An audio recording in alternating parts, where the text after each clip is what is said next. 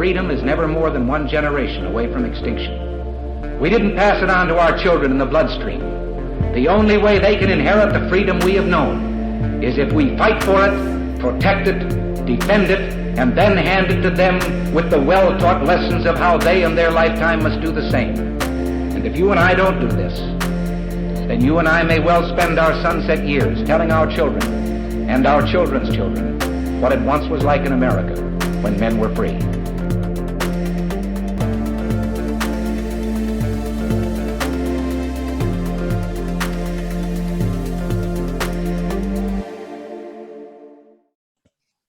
Hey everybody, welcome to episode number 255 of Gun Freedom Radio, where we engage, we educate, and we inform.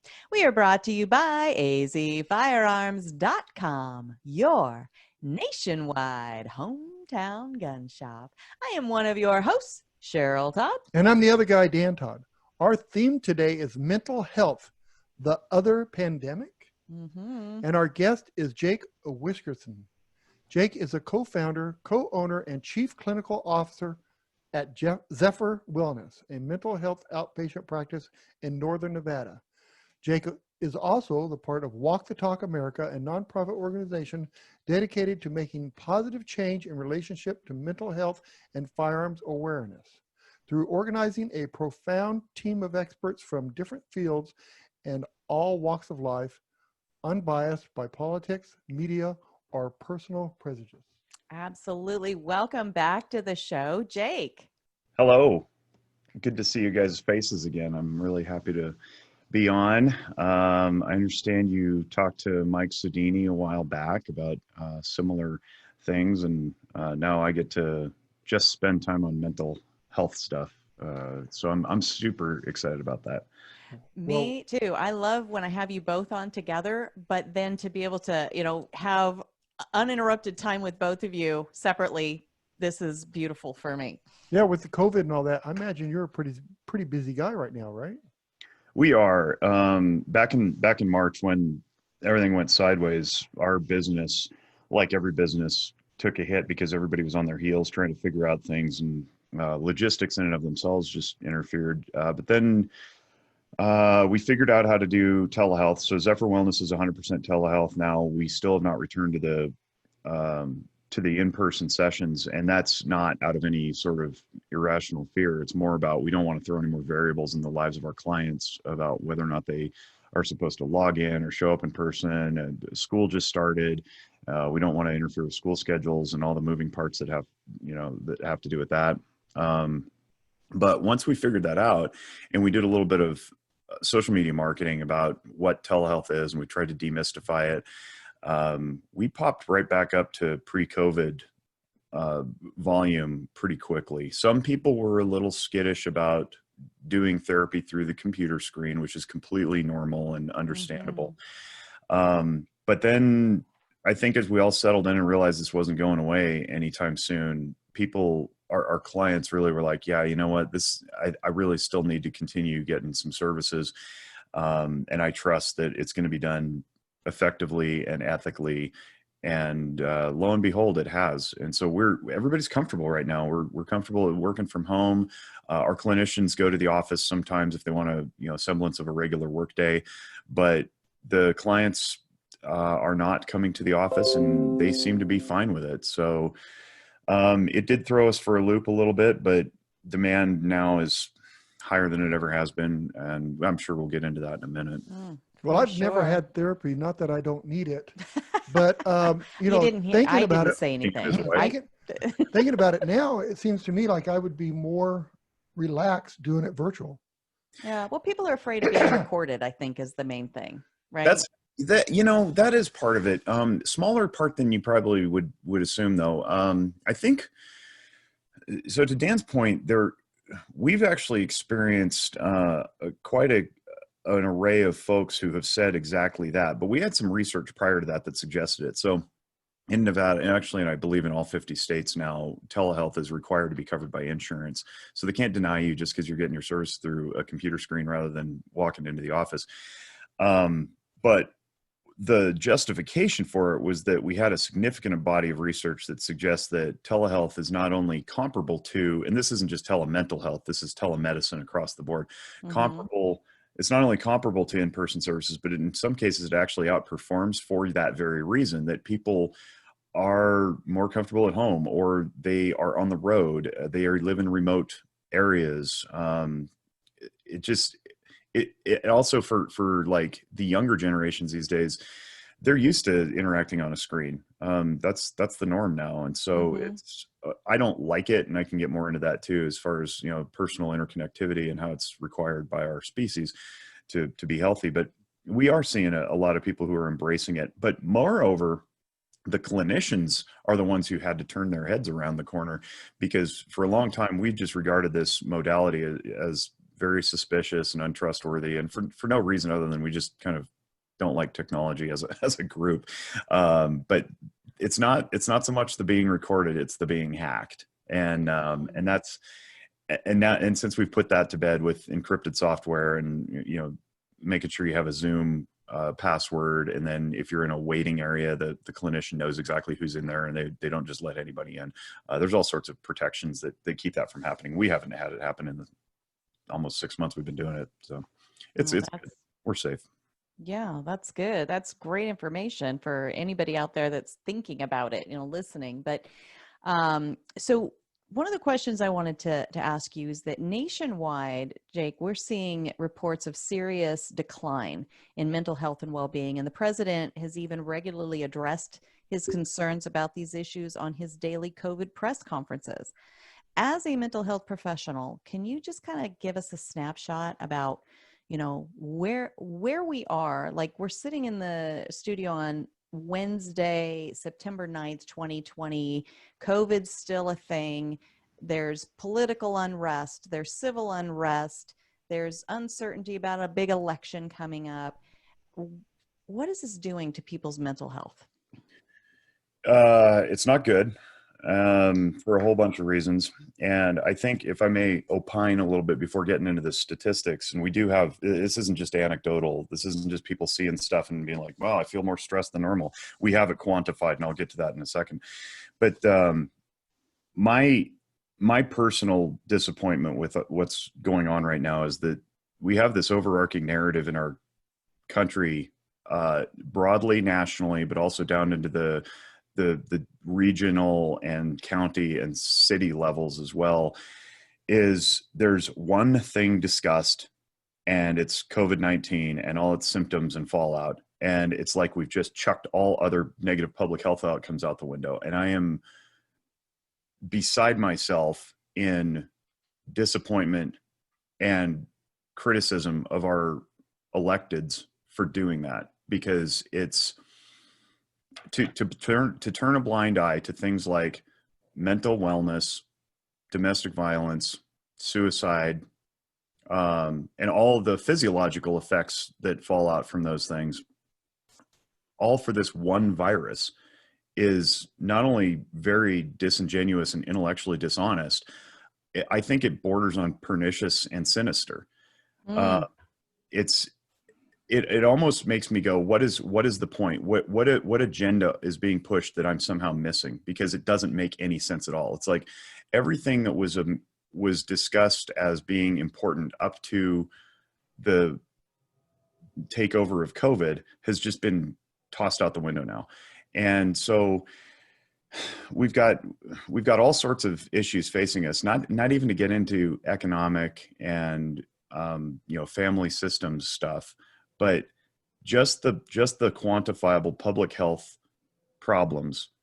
Nothing's being discussed except COVID. And it's like, well, what are we trading here? We're trading out all these other things that used to matter, like exercise and togetherness and cohesion, for like running scared of this virus. And there's no balanced conversation. So that's massively disappointing to me, to see our public health leaders not even paying heed to that, except to say something along the lines of, yep, it's a problem. It's like, no, yeah, you're kind of in charge of solving it too, because that's why you're there.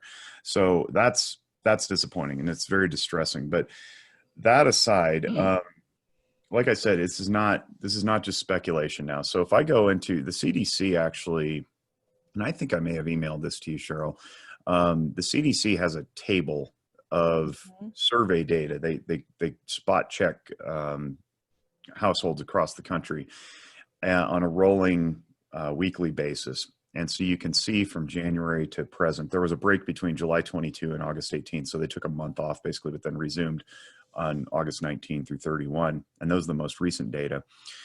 But what we've seen here, and I'll just pick something at random. You got anxiety disorder, depressive disorder, and then symptoms of both. So I'll just go to symptoms of both because that gives us the biggest picture. And they disaggregate it by age, by gender, by race, by state. And in the 18 to 29 age group, for the month ended, or the survey ended July 21st, we had 53% of our 18 to 29-year-olds reporting symptoms of both either anxiety or depression. The previous week was 55%. The previous week to that, so July, the entire month of July was over 50%. That's half of our young adults struggling with anxiety or depression. We go up in age. 30 to 39 age group is 46-47%. 40 to 49 is 44%. 50 to 59 is 40%. I mean, you're talking basically half the country here. Now, what does that mean? Well, compare it to a year ago, same time frame, 1 year ago. Adults aged 18 and over had symptoms of anxiety disorder 8.2% of the time, 6.6% of the time they had depressive, and 11% they had either. So you compare 11 to 55. Whoa. 1 year difference. We are 5 times higher now. And depending on demographic, it's between 4 and 5. We have quadrupled or quintupled the number of self-reported anxiety and depressive symptoms because of this lockdown. And I am not going to mince words. The pandemic didn't cause this. COVID did not cause this. Our government response to separate people caused this. And I can go to the graph, which shows over time, because they started this thing in March, actually, not January, but March. And if you go to the graph, you can watch, and we're on radio now, and I know people can't see this.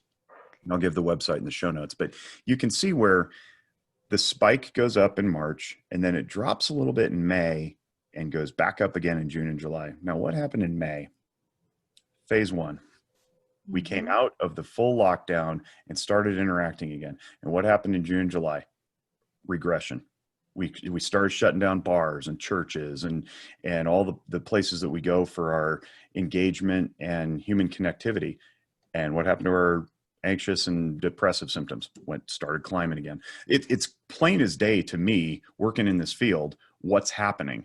And what's happening is when you isolate people from one another in a species like ours that requires interconnectivity to survive and be healthy, you're going to get negative public health outcomes. And so we don't have clear numbers yet on suicide rate. We do have some on domestic violence and child abuse, and those are skyrocketing. We know this.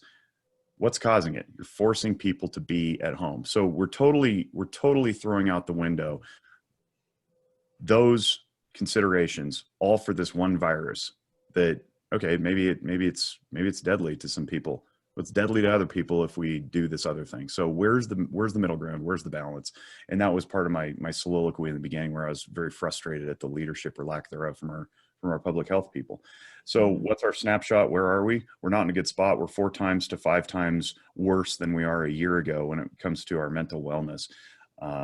So yeah, that's the short answer, or I'm sorry, the long answer to your short question. Jake, this anxiety, what are the effects of that? I mean, what does that cause people?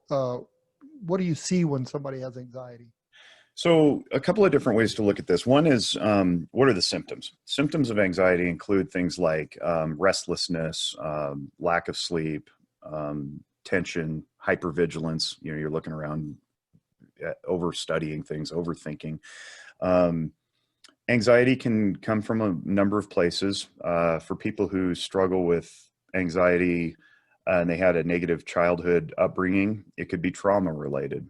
All right. So you got memories of poor events, crappy encounters rolling around in your head, and it makes you on edge and keyed up in present day, even though you're maybe not being abused or neglected like you were in childhood. These days, the anxieties that we're seeing because of this massive uptick have to do with things that are just simply not in people's control, and they would like them to be, or they previously were. So I used to be able to control where I worked out, went to the gym, went to church, ate my dinner with my family, and now I don't. I've lost that control. And so losing a sense of control can absolutely spike somebody's anxiety and their depression. And I'll talk about depression in a minute and how they're different. But I think that the other thing that we got to consider too is it's not just a mental issue in your head. You're like, okay, I'm worried, and anxiety chiefly is based in fear, by the way, and fear is one of those 10 core emotions that I talk about regularly. And fear does something. It's adaptive to us, just like all our emotions are. It tells us how to adapt to the environment. Fear says that there's a threat or a danger present. Usually that threat or a danger is something physical, like a snake that's about to strike your ankle, or a bear that's stalking you, or something like that, right? Well, fears can also be rooted in ideology and belief systems. If I don't know that I'll be okay, if I change my mind about something, I can be scared of the new idea that's coming. That's real. That's fear-based. And that can create anxiety too. If somebody's challenging your beliefs and making you look in a new direction, that can be very scary. So part of this loss of control has to do with unknown. And the unknown is very scary simply because it's not predictable. And in a country, in a society like ours that's driven largely by science and certainty, we like to know things. We like to have guarantees on boxes. We like to have blueprints and maps. Not knowing can be very distressing because we're not okay not knowing. And that's something that I try to do in my practice. Is I try to help people be okay with not knowing, be at peace with uncertainty and embracing mystery. And those of you who may be listening who have a religious tilt of some sort or another, all spirituality has to do with not knowing, being okay with not knowing, right? So it's not like this is a completely foreign concept. It's not like it only belongs in the Orient, right? Westerners can certainly learn to embrace mystery and have done so in different ways. Now it's just a matter of being okay with not being able to go to your restaurant, being okay with not being able to go to the gym, being okay with, all these things that have been taken away from us. So that's a large part of what anxiety does. But here's what else anxiety does. It works on a cellular level in our bodies. And what happens when we worry, when we have a fear response to something, our brains excrete different types of chemicals, adrenaline, cortisol, epinephrine, norepinephrine. And what that does is it puts us into like a fight, flight, or freeze response. In other words, it helps us negotiate crises. It helps us protect ourselves. And what we're experiencing now is this ongoing pattern of crisis where it's just, we're being bombarded either through the news media, social media, current events. I mean, I'm in Nevada right now and there's wildfires burning all up and down California. And we just literally yesterday was the first day where we didn't have smoke in our valley of Reno and Sparks for 3.5 weeks, 3.5 straight weeks of just choking, disgusting, unhealthy smoke. So that creates consternation and worry as well. So if our brains are constantly pumping out these chemicals, what they do is they start to erode our bodies physiologically at a cellular level if we stay in that fight or flight for too long. And we have some other research that suggests that in childhood, if you're raised in a chaotic, turbulent childhood upbringing and you're constantly in fight or flight all the time, you actually end up with a shorter life expectancy because it's eroded your body's natural ability to do things like ward off infection, heal itself. Literally your cells break down because cortisol, the stress hormone that's chiefly responsible for your response to those environmental stimuli, and adrenaline, those two things are not supposed to be in your body for long periods of time. They're supposed to dump, do their job, and then flush out. And the way you flush them out is exercise. Typically, drink lots of water, move your body, get your blood flowing. So if you're constantly in fight or flight, you're constantly having stress and hormones in your body, you're going to end up deteriorating. And over the last 6 months that we've been in this constant crisis state, we're seeing more negative health outcomes physiologically. People are getting sick. They're not being able to work out because the gyms are closed. They're under stress anyway, because it's like, what do I have to do? I have to wear a mask. And I recently talked to a colleague. I have a podcast called Noggin Notes that deals with mental health stuff. humble plug for that. But I talked to a colleague who gave me a really cool phrase that I'd never considered before, and it's called decision fatigue. And the idea we're making too many micro decisions now that we never had to make anymore. So for example, if you go pull up for gas, you just get out of your car, you swipe your card, pump the gas. Now it's like, do I have to wear a mask? Do I have to wipe the pump down? Who's watching me? Are the mask police going to judge me? And that operates in different varieties too. And we'll get into the working from home, hybrid school thing too. But the point is, our brains aren't designed to sustain this level of chaotic distress for as long as we have. And it's very, very challenging. I wish we could have you on for like 5 hours, because you have just described me to a T. I didn't know this about me, but the reason I asked you that is because I've been seeing a lot of people that are very angry that I haven't seen before. Just so many. But I also, what you just said is kind of labeling me in a way. And it's like, there is too many minor decisions you have to make. And I don't have the comfort of sitting in my restaurant, eating and thinking about what I'm going to do for the rest of the day, those kind of things. And wow, I'm so sorry, Cheryl. No, it's joy sucking, right? It just it is the joy out of your life, and the things that you used to be able to do to have your little mini breaks. Like he loved to, just go have breakfast by himself and think his thoughts and plan his day. Now I can't do that, right? Well, it seems like a little thing, but it's not a little thing. And some other stuff that's been taken from us, like sports, right? That was one of our outlets. Now we've got some sports back in some form or another, but then we don't have other sports back, and there's people whose lives and livelihoods hinge on that, like college athletes who are amateurs who need the grant and aid to go to school, and like there's all these other stresses about that too.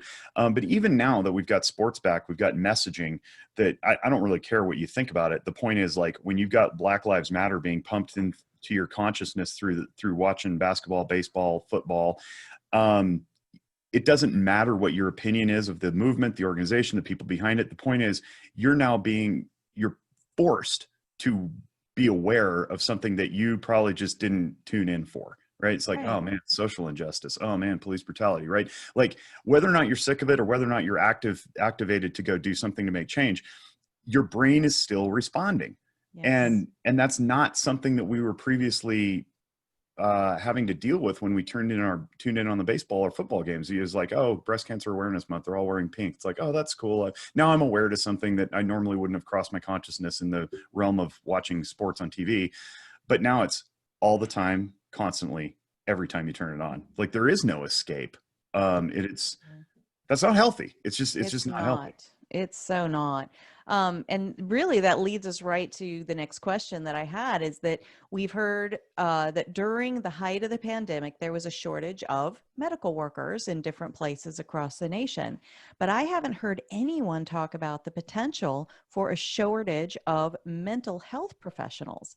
It seems likely that we haven't yet crested the top of the curve that we were just talking about, where 4 to 5 times, more people experiencing anxiety and depression symptoms. So what is going to happen in this field? What are your thoughts in this field? Are we going to actually experience people that are seeking help and there just isn't enough hours in a day for the mental health professionals to see everyone?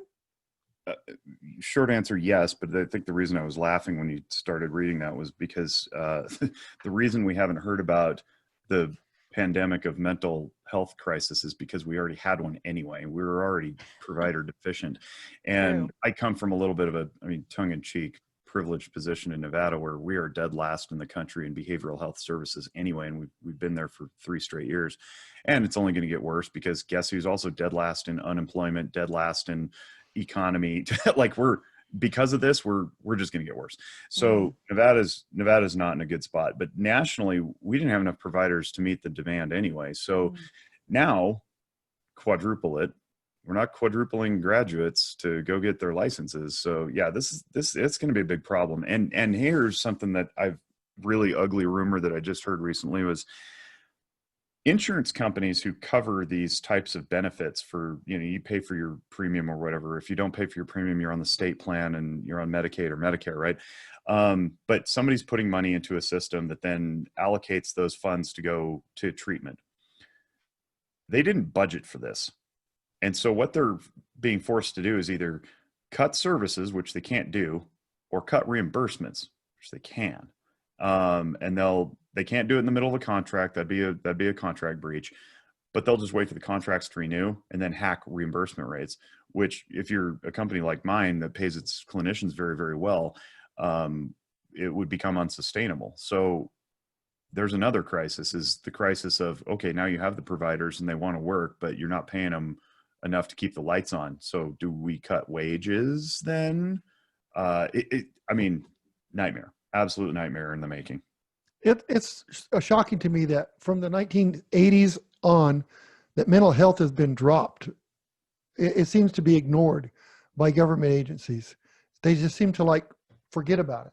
Unless you can just, throw a pill at it or something, and that's the thing that I'm worried about, is that if we don't have the all important, I believe, of course, that's what my degrees are in, the all important, talk therapy and connecting with people and helping people work through their issues, what's left? Here's this pill. And then, that's going to make you feel funny. So then here's this other pill to counteract that. And then maybe you need this third pill. And I'm really nervous about that being the pathway we end up in. And one might conclude that is an intentional direction that may be carved based on certain political influences and where money does or does not exist within those political influential realms. I don't like to believe that, but the fact is that if you can make it happen for your industry, you do. And all under the auspices of help, right? We're helping people. But are you problem solving or simply treating symptoms? I'm a bigger fan of solving problems, but we're in an instant gratification society anyway. So it's like, take the quick and easy, right? You won't feel better in the long run, but you'll feel better in the short run. And I guess that's where we're headed. Wow. I don't like it. That is scary stuff. So talking about Walk the Talk America, the work that you do with Michael Sodini, who we were mentioning earlier in the show, it includes bringing a greater understanding between gun communities and the mental health professionals that we don't have enough of, and we need more people getting out there and getting in school for that. But anyway, but this implies that there is a misunderstanding between these two groups. Could you kind of talk about if there is, and if so, then what would the misunderstandings be based in? Yeah, I think there is a misunderstanding or multiple misunderstandings, but I think more accurately would be to say that there's just a lack of understanding altogether. My profession has tended to, the individuals within it get very comfortable in doing some particular lane or another, and then they don't tend to branch out of those lanes. So if you do eating disorders, you get really good at that and you specialize, and that's just what you do.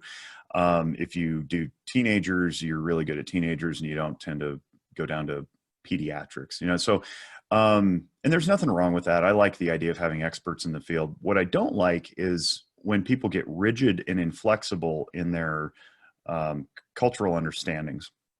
So for us, for whatever reason, it's an arts field. It's an arts field for the most part, or a soft science. People in the arts tend to lean left politically. People who lean left politically tend to not be fans of guns.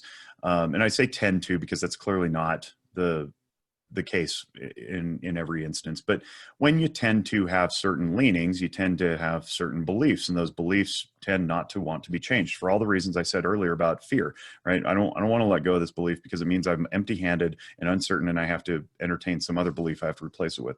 So when I met Mike and I was talking about this guns and mental health thing, I basically had to reconcile that I had to come out of the closet as a gun-owning clinician to my own peer colleagues and risked being ostracized, which has happened in certain circles.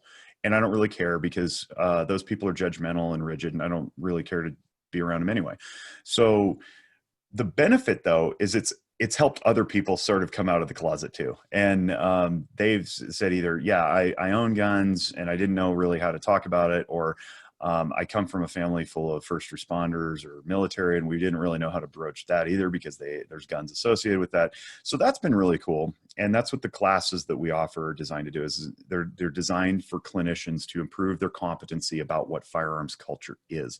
The flip side of that coin is firearms owners tend to be very, and I know you get to this in a moment, but they tend to be self-reliant, and there's like solve my own problems, bootstraps, all that stuff. But they also tend to be very suspicious of clinicians because of some rhetoric that's been pushed over the years about crazy guy with a gun. And it's like, well, I have a gun and I might be struggling with depression. Does that make me a crazy guy with a gun? I don't want to be labeled like that. So I just won't go get help. Oh, by the way, red flag laws and transfer laws, and you might have your rights stripped of you because the clinician picks up the bat phone to the government and turns you in or something, like which we can't do for a whole bunch of reasons. So we just need to get that right out of the way. So yes, there's a misunderstanding, but there's also a lack of understanding because we tend to get siloed, and then we don't talk about these things, and then the misinformation gets perpetuated. So we're trying to fight that, and we're doing it with courses, formalized courses, where people can attend and learn things and then have conversations specific to suicidal intervention, of course. So, how do you have a conversation with the parents who you're seeing for couples counseling, but they acknowledge that they have a 14-year-old who's struggling with depression because he's getting bullied at school? And if I'm a not knowing clinician, I don't know how to have a conversation about, well, did you lock up the pills? Yeah, but we also have firearms. Oh, well, I don't know anything about that, so I guess we'll just move on. Like, no. You actually have to ask, like, where are your firearms stored? And, are you the guy who has guns staged, all over the house, unlocked because you think you need to be John Wick some evening? Did you tell them about you? Mine are all in safes, but they are scattered about the house. And I'm sure Mike probably covered this too, about, you should practice as hard at getting your gun out, unlocked and ready as you do putting lead on the target, right? We should do that. That's just a thing. But because that whole self-reliance component, we think we're somehow immune from needing to be safe with our firearms. Not to mention, like, okay, you go out for dinner and somebody does a smash and grab at your house and there's just like guns stuffed under pillows. Like, you just contributed to the commission of a crime later on. Like, do you really want to take that chance? Let's forget about all the safety measures with teenagers and, depressed. Definitely got points there. So I do love so much that part of Walk the Talk America is helping clinicians better understand people that own guns and why they own them. And I love that, in doing that, you're removing some of the either perceived or real barriers that individuals would have to finding and seeking and getting the help that they need, and demystifying some of it. All of that is so important. And when I came to the class that you guys held, your very first class that you were, talking to clinicians about this whole idea, I was so honored to get a chance to be a fly on the wall in that room. But you were talking about, if I'm sitting at home and I'm searching online for a clinician that does work on eating disorders, that I can find that. That's a search term. That's an actual, thing on somebody's webpage that they might have. Hey, I do this and this and this, and I specialize in these areas.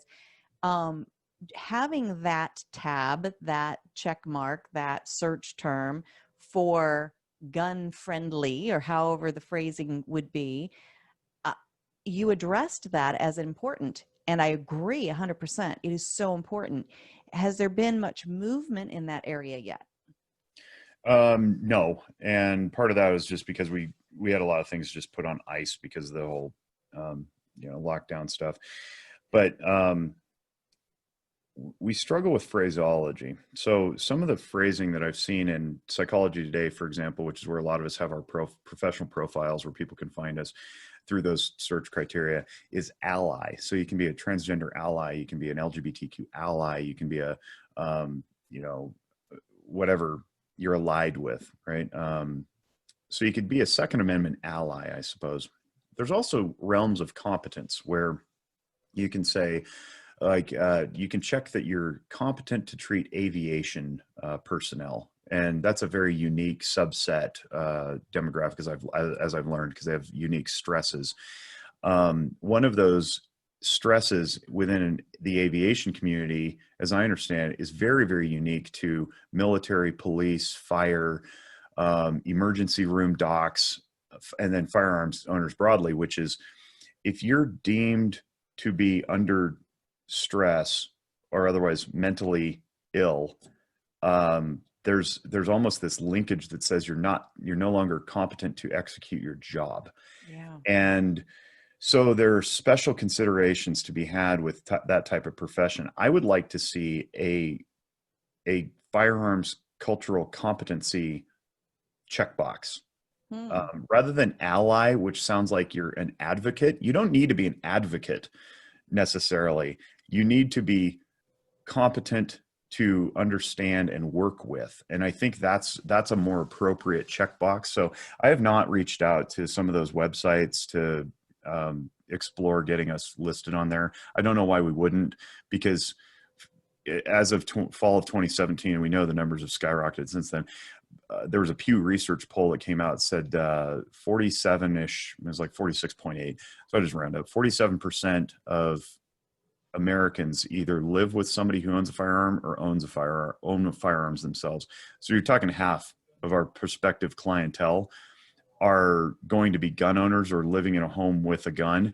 We can't afford to be ignorant to the dynamics that surround that kind of hobby, industry, profession, if you will. So that's why it's so important. And we do need to get that out there. We do need to advertise it so that people can discreetly search for what they need. If they still have some of these stigmas rolling around in their heads. And I can talk more about the stigma too, and how that originates as well with labels and diagnoses and so forth. Yeah. If I was looking for treatment and I saw that you work with firearms owners, I might be a little afraid of that. What do you mean you work with firearms owners? You have the ability to take my guns away for me?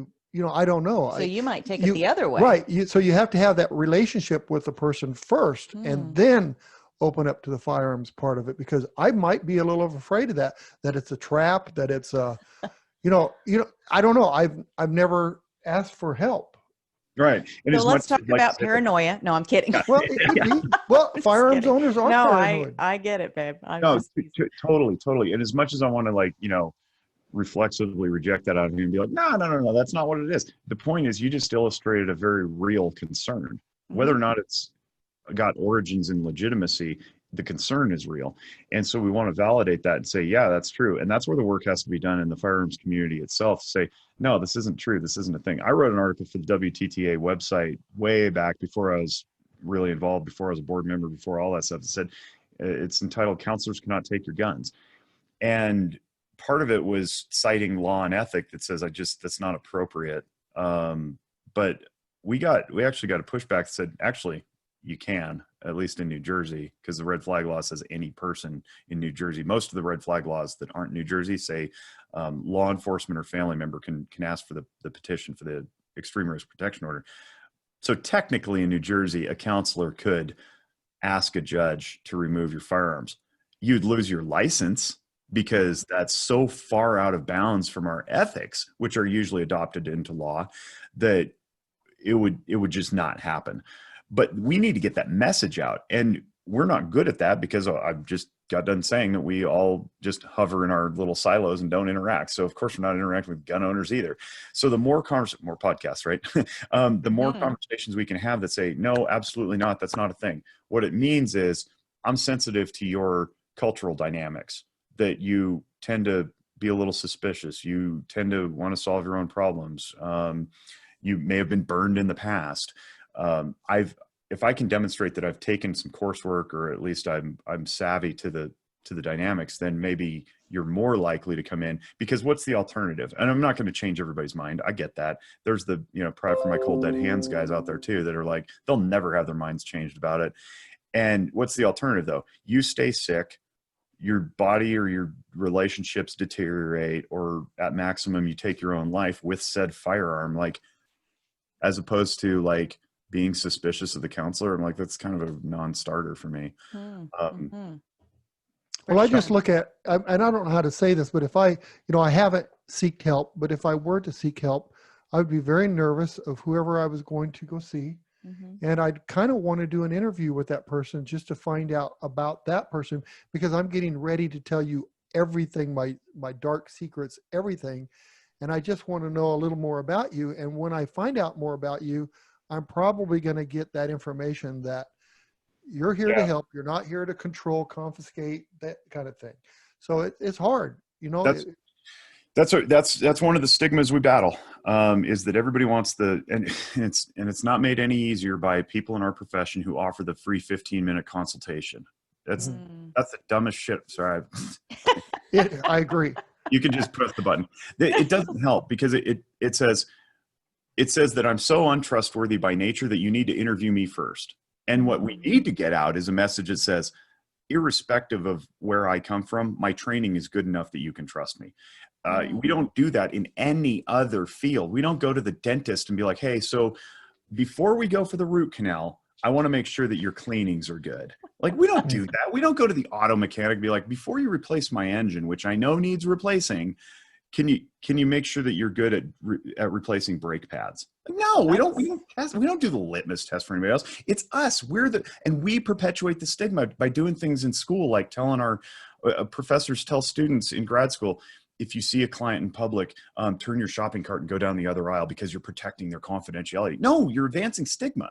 You're saying it's not okay to go seek help. It's saying that they're weird. There's something wrong with them. They're not a neighbor and a human being anymore. It blows my mind. And that's on us. We need to get out there and say, hey, what would it take in a profile? Because all our profiles kind of sound generic too. It's like, I believe in the eternal power of a human to help themselves. And it's like, okay, next. Like, how can we advertise better so that, you are comfortable through a biography, Jake, you're doing it right now. I mean, if I decided I needed help, just listening to you talk, I'm not necessarily saying an interview, but hearing you talk, that I can personally relate to some of the things you're saying. So now I feel comfortable. Cheryl did have me go to a week-long program with the Townsend. Cloud and Townsend. And I went in there, open, because Cheryl had been kind of telling me you're going to do it really seriously, that I needed help. And at the time I was extremely nervous. It took about 30 seconds for me to just completely unload and just relax into the process, because you talking to them, and so there's people out there that don't even know they need help, and then there's people that know they need help, they're afraid. So just listening to people like you right now, that's the ticket right there. I don't think you can put it on a billboard, and I don't think you can put it on a website. You've got to get out there. People have got to hear you. It's a good ambassador. And a lot of it's personal testimony too. Yeah. Personal testimony helps when, neighbors are gathered around at the barbecue and they're like, yeah, so I was, scratching their heads and kicking the grass. And they're like, I was a little afraid to go into counseling, but it was awesome. And it feels good. It feels good to get that junk off your chest. You know what I mean? Like, more podcasts. More podcasts. Right. So you guys really set me up for my next question beautifully again, because those of us who do own guns are very often self-reliant minded. Fix it myself. You want something done right, do it yourself, right? And sometimes we know when we need help, but other times we might just, we just don't quite feel ourselves. So how can we gauge that? How do we know when, especially in a time like right now, where we are having more anxiety, not just within ourselves, but all around us? We do have this decision fatigue. I love that phrase. I'm going to use that phrase. Our meter just might even be broken. We might need help more immediate than we realize. How do we gauge that, Jake? So there's three things there that I think I want to tackle. Well, four. I want to give credit to Alex Escobel for that phrase, decision fatigue. But I think the first one is that we have to be self-aware enough to know that we need some assistance, right? And that requires practice. I did not get to the place of self-awareness that I am now. And I'm not fully self-aware. Nobody can ever be fully self-aware, because if you are, then you would be God. And like, I'm never going to be God. So, but you can keep working at it and you can keep improving. But if you get to the point of being self-aware enough to go, ooh, I'm feeling this thing that I didn't like over the last several years, whether it be negativity or depression or anxiety or just your mood escalating into a dangerous place, you can go, oh, I can do something to stop it now, right? And that gets, so we got to work on our self-awareness. We got to be honest with ourselves. We can't continue to pretend the stresses aren't existing and that we're not ill, right? The second thing though is that when we ask for help, sometimes the help is self-manifested. It's going to sound very bizarre to have a professional who makes his money off of helping people professionally say the following, but I'm going to, because I want to work myself out of a job.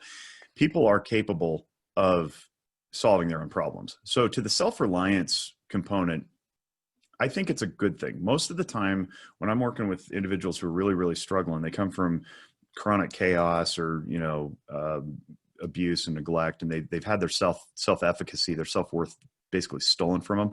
I have to help teach them that they can be self-reliant. I have to teach them that their self-talk needs to change to something like, I'm no good, to I am good, right? And that's very, very challenging for people who've been practicing it the other way for years. So the idea is that these services, if you level up to professional service that's supposed to be time limited, we should not be in therapy in perpetuity. It is unethical. It's illegal in some cases, but it also it creates a dependence that is not necessary or good. I should not be helping you solve your problems all the time. You should learn to solve them on your own, because lest we get too arrogant about this whole mental health thing, our profession didn't exist about 150 years ago. So somehow humanity made it that far without people like me thinking that we're the be all end all. So we do want to teach people to be self-reliant. So actually firearms owners being of the self-reliant type actually serves as an advantage, because all we got to do is just like leverage that a little bit and be like, you got this. And then they're like, yeah, I guess I do. So don't go into therapy thinking that you're in, like, I think that's another perceived barrier to care too, is like, well, once I engage, I have to be there for 12 sessions or whatever. It's like, no, not if you're working hard and the clinician's good. So, the third one is we need to change the narrative from seeking help as weakness. It's not, it's vulnerability. It's not weak. And if we're comparing weak versus strong, being able to be vulnerable, receive feedback, knowing that you can come out of it, and then be strong again actually is a real strength. So we need to train people who are self-reliant, quote unquote, to be vulnerable and know that vulnerability, although it invites risk of what? Pain, usually, because you can get let down, you can get hurt, and who wants more pain, right? Vulnerability also opens up the opportunity for great success, joy, happiness, triumph, things that you can point to that you can go, I was there and now I'm here and I'm proud of that. You couldn't have done that without being vulnerable enough to receive some feedback, right? Some assistance. Even if that assistance is in the form of like, oh, I'm down and out, I'm out of my job. Can I get a loan from my parents at the age of 40? You're like, well, yeah, that's being vulnerable. That's asking for help. That's not weakness. That's you needed assistance and a human being came along and assisted you. There's no judgment there. There's no power differential. So, being able to just receive that feedback, receive assistance, and move forward, we need to start changing that narrative and get out of the mindset of like, I don't want to be perceived as weak. And I know that people still talk like that. Football coaches talk like that. Drill sergeants talk like that. And we need to just purge that from our vocabulary.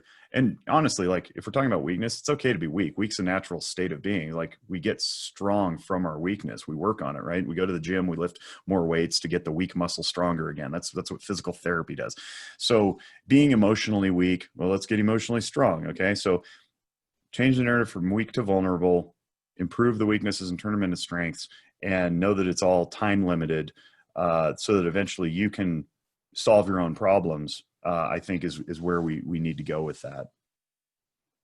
That's beautifully said. And, you know, when I'm listening to you talk about the idea of being weak, I'm thinking, and especially when you use the gym analogy, it's really kind of a relative thing, right? Because if you're always building more and more strength, then yesterday you were more weak than you are today. So you weren't pitiful yesterday. You Right. just are stronger today. I can And there's spend time thinking about that. Yeah, and there's a comparison thing too, right? We want to avoid comparisons, but we also can't avoid them because that's just naturally how we compete. So if you're comparing yourself to somebody who's got a different life experience, set of circumstances, talents, abilities, whatever, and you're never going to get there, that can be very disappointing, and then that can lead to depression. So we want to get out of the idea that we're comparing ourselves to others and their strengths. We need our strengths, right? Focus on self. How can I get better tomorrow than I was today, and without judging myself for being where I am today? Because that's another hang up a lot of people have too, is like, oh, I shouldn't be here. It's like, well, stop shooting on yourself. I did a YouTube video on stop shooting on yourself, so you can check that out. I love that. Stop shooting on yourself. I did promise a definition of depression compared to anxiety, and here it is. So I got this from a good friend and mentor, Christian Conti. Look him up at Dr. Christian Conti, CONTE.com. He's got a fabulous YouTube channel full of information. But one time he taught us in school, he says, anxiety is when you fixate your thoughts. So like not just reflect, but fixate your thoughts on something in the future that you can't do anything about because it's not here yet. And so you get to worried about it, right? And that could be a number of things. And depression is when you fixate your thoughts on something in the past that you can't do anything about because it's already done.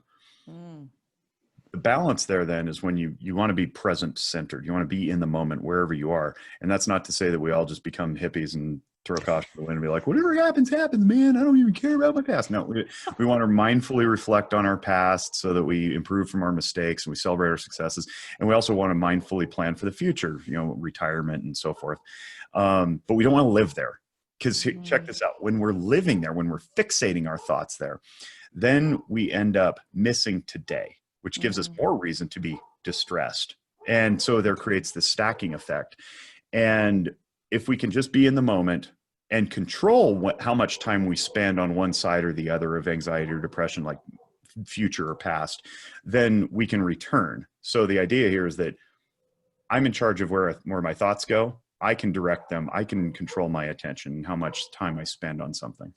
Jake, did you? Why are you looking at me? Did Cheryl talk to you about me? Because you just named it. I just realized that I am anxiety future, thinking about the future. What can I do to get this thing done? I've got a project that I'm trying to do that's going to take 4 years to do. And I just want to get it done by January, this January. Yeah. And it's overwhelmed me. It's taken over me. Yeah. So all day long, what am I thinking about? When I'm in the shower, what am I thinking about? Right. Is how I'm going to get this done. Well, and then there's all of these normal barriers in life, and now all of these new barriers, which may or may not be important, you know, with all the COVID, this and that, and 9 other things. And so no wonder everybody's an anxious mess, because our future is never certain, and now it's more uncertain than ever before. Right? You got it.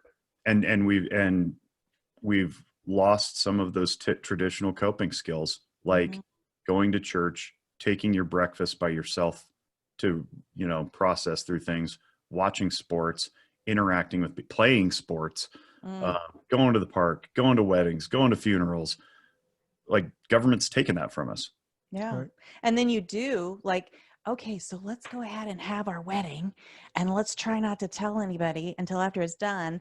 And then once people find out, there's all this judgment that comes piled on top of you. And it's just a horrible time that I hope that we work our way through and look back on with just amused curiosity that we all got caught up in this craze. It'll be a story to tell, right?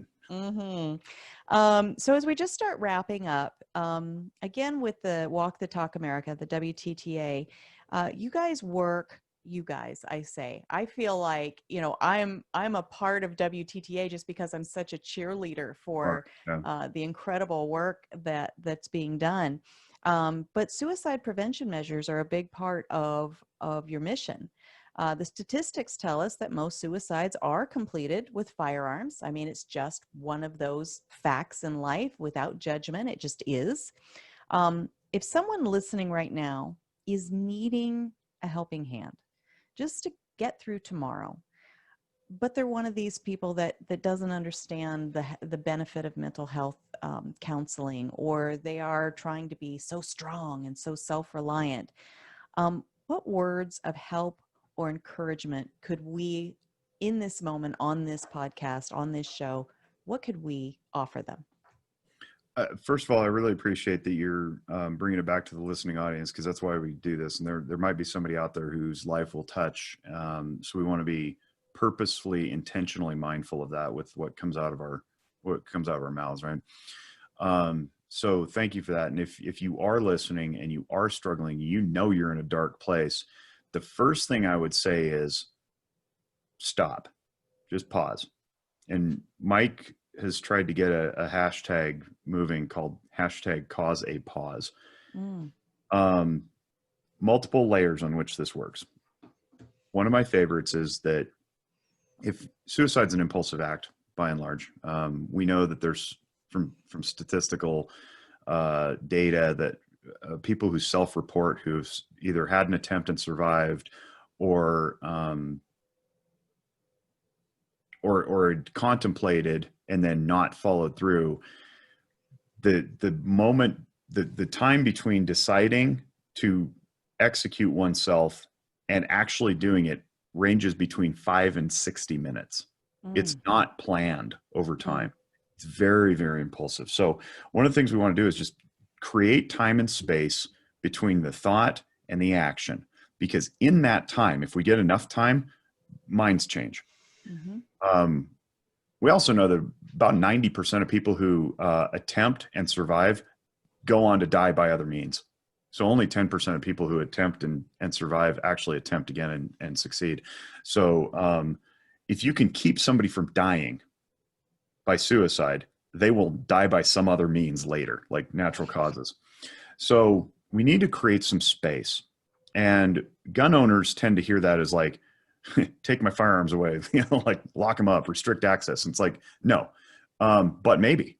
And so if we can create space, we create an opportunity for reflection on things that keep you alive. In the suicide prevention community, we call those protective factors. There's risk factors that lead to you wanting to die and then doing it. And then there's protective factors that lead to keeping you alive.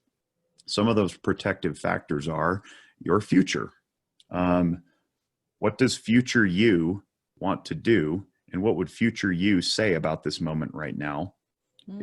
Especially if future you was removed from the future. Family, that's an easy one. That's low hanging fruit, right? But if you cause a pause just long enough to go,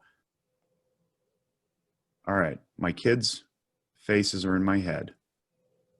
What would their faces look like to discover that their dad died for any reason, but especially suicide? That'll keep me alive. That will keep me alive for sure. Even if my parents are in their 70s and I don't think they'll, okay. First of all, that's false too. Parents are not supposed to outlive their children. That's not the natural order of things. So your parents, if they're still around, would be absolutely devastated. Your spouse, probably most of your coworkers. So when you consider these people and you go, man, I'm going to cause a lot of destruction in other people's lives, possibly outstripping whatever pain I intend to solve by removing myself from my pain. That can create some time. So we want to pause. And some ways to do that is to, if your guns are in a safe like they should be, go tape a picture of your family or your kids to your safe. That's it. It's the last thing you're going to see before you actually execute the act. And if you still do it, well, there's probably not a whole lot of intervention we can do anyway. If you're struggling though, and you're aware that you're struggling, some ways to cause a pause is look at the blessings in your life. A lot of times we get so wrapped up in the worries and the fears and the concerns and the sadness and the negatives and the things we don't have and the whatever we missed out on that we forget what we have. Right. And that's really easy to do for people of means, in a very, very ironically, people of high means, you know, they're wealthy, they have resources, they tend to get into this like self spiral of negativity a little bit easier. It's like they just forget all that they have. And material possessions are one thing, that's fine. But if you're not attached to material possessions, look at the stuff that you have that like you've contributed to life. Perhaps it's a project that you completed, some impact you had on humanity, a kind word that you said to somebody. All that's going to be gone. It's not going to be stripped away, but you won't be able to do it again. You won't be able to impact anybody anymore. You won't be a positive force. And if you get into a suicidal spot, like you may be now, if you're listening and we're pretending that's the case, and you take your own life, that's it. That's the end of the story before the rest of the chapters have been written. But if you don't, what a powerful story to tell to somebody else. Yeah, I was there. I was on that ledge and I backed off.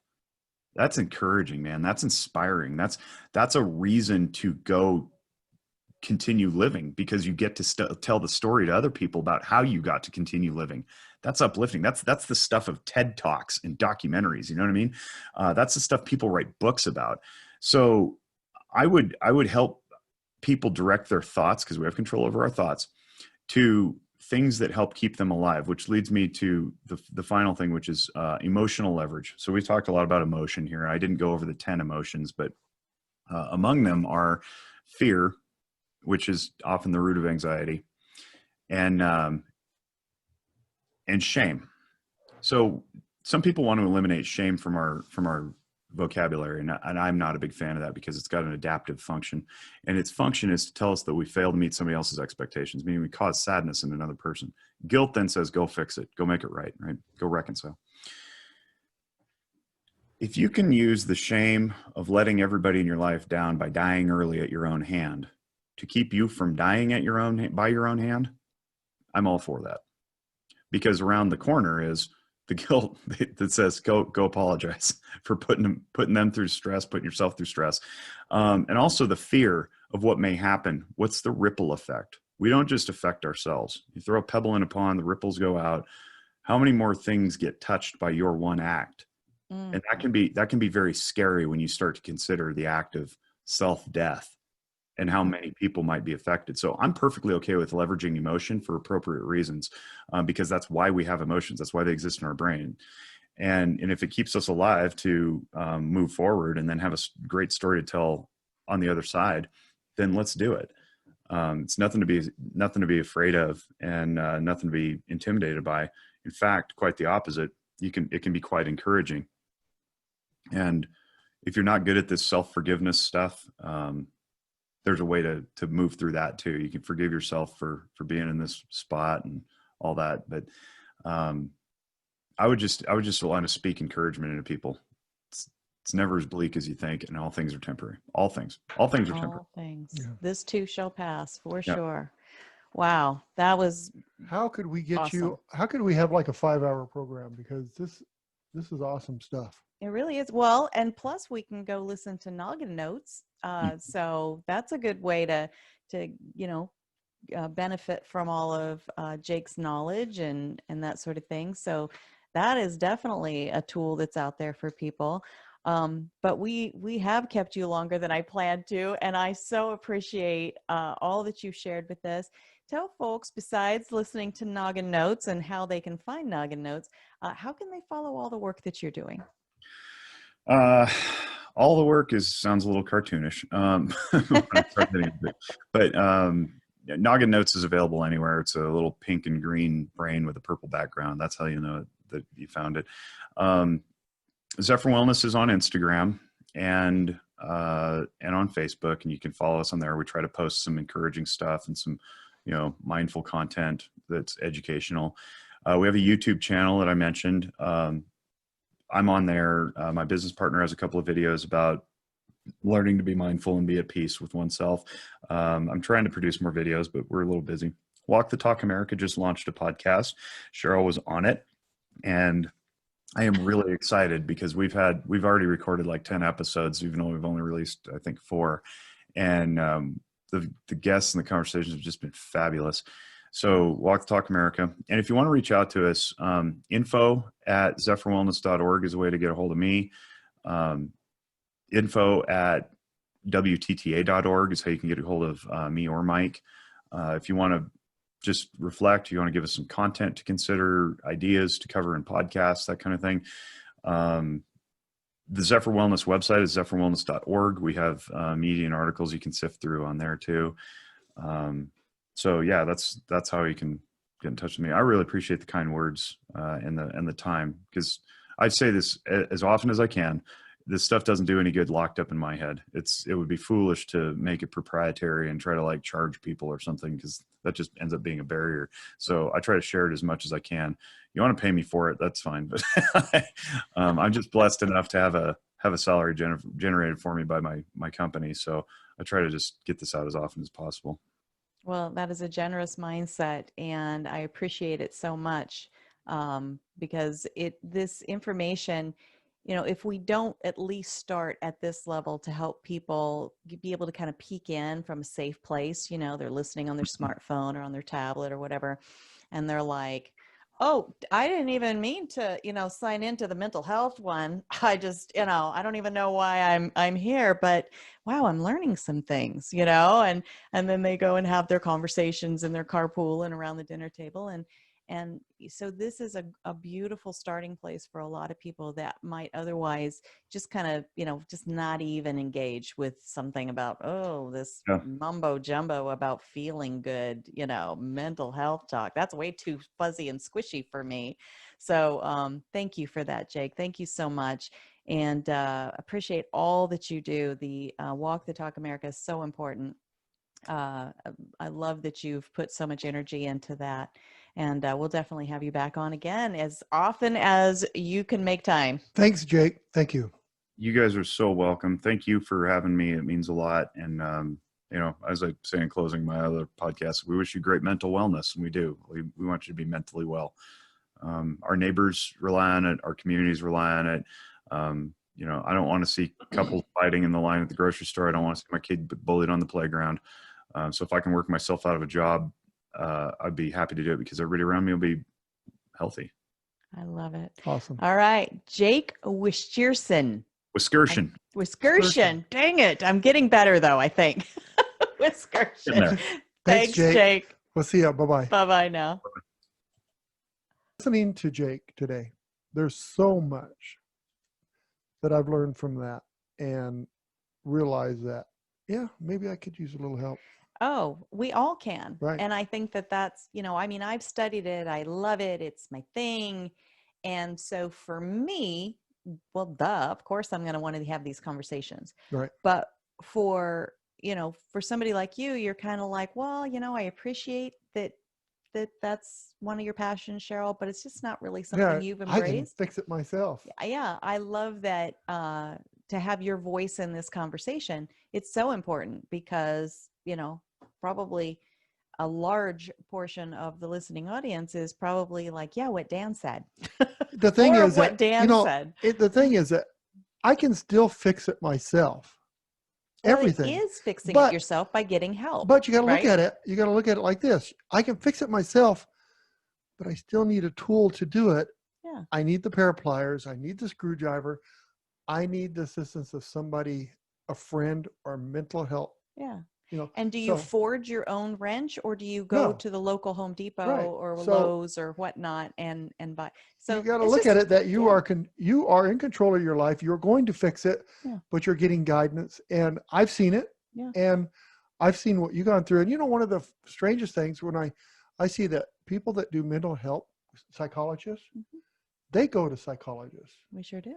And that's amazing to me that we value that. You used to think, this the almighty wise guy or woman, and you find out no, they have issues, they have things, but they get help in their needs. You get help in your needs, because everybody's got different problems, but they all are in a way kind of relate, and you just need somebody with experience. For sure. So anyway, Jake, thank you again for being on the show today.